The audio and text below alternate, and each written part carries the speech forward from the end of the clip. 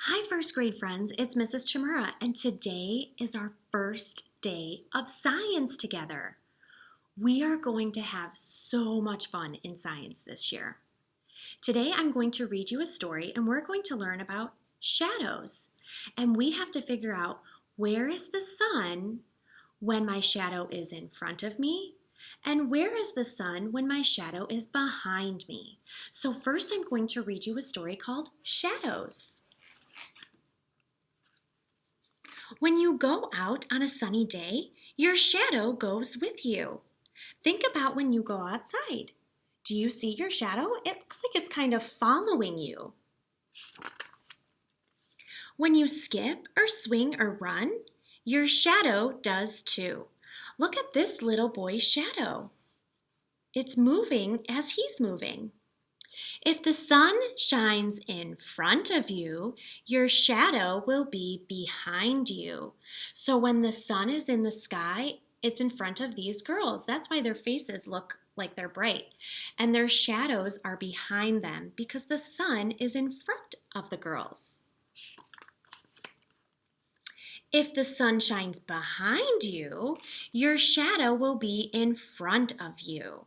So if we look at the girls, here's their shadows. Their shadows are in front because the sun is behind them. Let's look at this dog. Dogs and cats have shadows. Cars and rocks have shadows too. If I look at this dog, here's his shadow. I want you to think about where would the sun be. Think about that right now. The sun is very good. The sun is behind the dog because his shadow is in front of him. A few clouds in the sky make shadows on the ground. But if the sky is dark and gray, it may be too cloudy to find many shadows. Take a closer look at this picture. What do you think made this shadow? What do you think made that shadow? Let's see. It was a toy truck. The toy truck made the shadow. There must be light to make shadows. The sun makes very bright light. So in order to have a shadow, you have to have light. The light can come from the sun, and it can also come from other things. The sun's light comes from its heat. Other hot things can make light too. So if we look at this picture, the sand is really hot.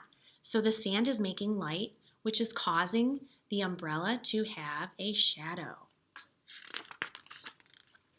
A fire makes light. Candles make light when they burn. Stars make light. Electricity makes light in light bulbs. Even a tiny flashlight bulb can make bright light.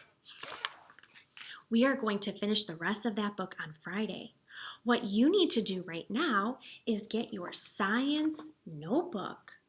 Go get that right now. Make sure you have your science notebook and you need a pencil and some crayons. So pause this video so you can go get your things that you need right now. Your notebook, your science notebook, a pencil, and some crayons. Okay, today we are going to work on our first page in our science notebook. If you notice, there's a woman. It says, for each picture, look at where the woman's shadow is. So the first thing I have to do is look at where her shadow is. Well, I notice that her shadow is behind her in this picture. I notice her shadow is in front of her in this picture. Then draw where the sun is. So I have to think about where is the sun when my shadow is behind me? Where is the sun when my shadow is in front of me? If you don't remember, you might have to rewind the video to listen to the story again to see if you can find the answer. After you finish in your notebook, you can ask your parents if you can go outside and try to find your shadow. You might even want to grab a piece of chalk and you can trace your shadow or have somebody trace it for you and decide where the sun is. Is the sun in front of you or is the sun behind you? And then look at your shadow. Is your shadow in front of you or is it behind you? I hope you enjoy science today, and I will see you on Friday for our next science lesson. Bye!